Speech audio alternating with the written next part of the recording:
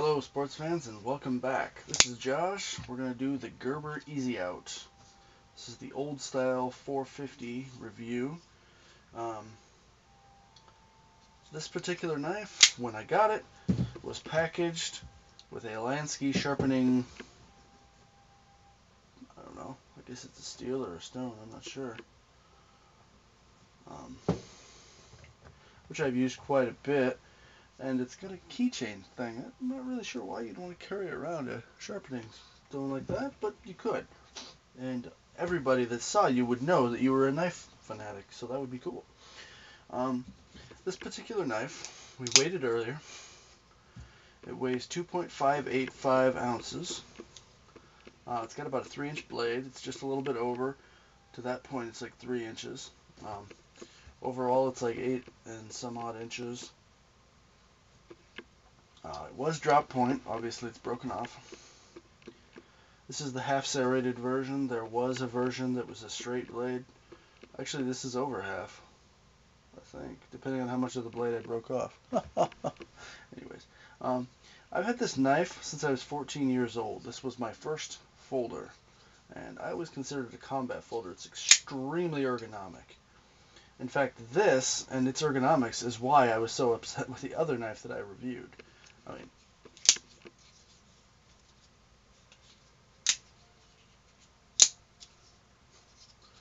this is a perfect one-handed opening knife. You can pull it out of either pocket. If you're ambidextrous, you could use it with either hand.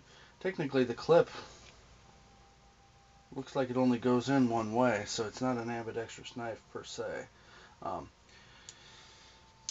This is referred to as a lock back. I always refer to it as a lever lock because it's a lever. Basically, that goes and it pivots down. And I don't know if you can see in there, but basically it goes over a point of engagement, locks in. That's that.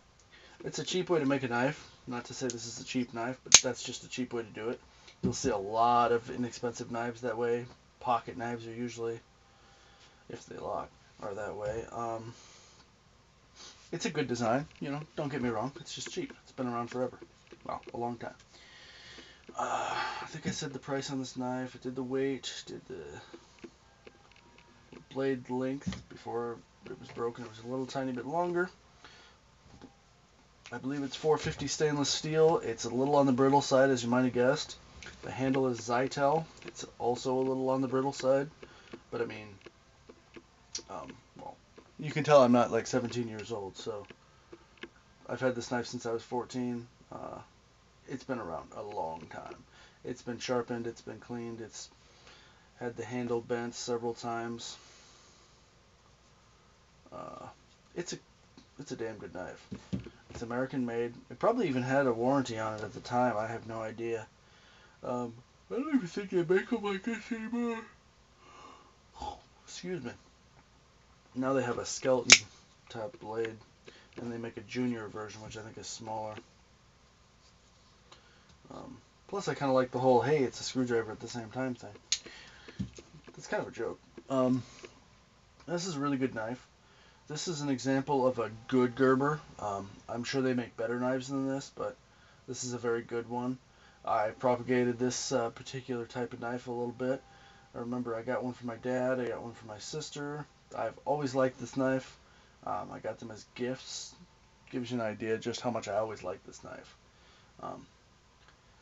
And like I said earlier, I really do like to buy American-made knives when I can, when they're actually affordable, and when they're as good or better than the competition. I don't really want to see Gerber, Kershaw, which is now a Japanese firm, by the way.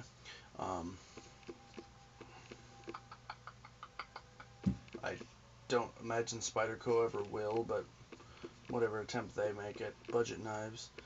I don't want to see them make knives that can compete with Chinese-made knives. There's no reason for it. The Chinese-made knives, well, they're going to make more of them anyways, so why are they trying to compete with that? They need to make quality stuff like this. Stuff that'll last for 20 years at least. Stuff that can have a good warranty on it. Stuff, that you'll wear out sharpening stones on. Anyways, this was Josh. Hopefully this has corrected any misconceptions you might have of me about my dislike of American stuff, because I don't have one. If you make a good product, I'll give you a good review. I promise.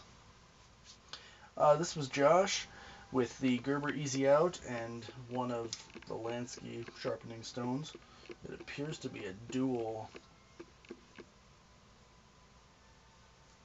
I think they're both fine. I don't know.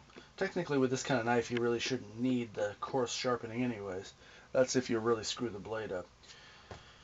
I give this thing a 4 out of 5. I would have to give the sharpening stone about a 4.5 out of 5. I don't understand the keychain point, but otherwise it's very cool, very handy, and it works well. That was it. This is Josh signing out.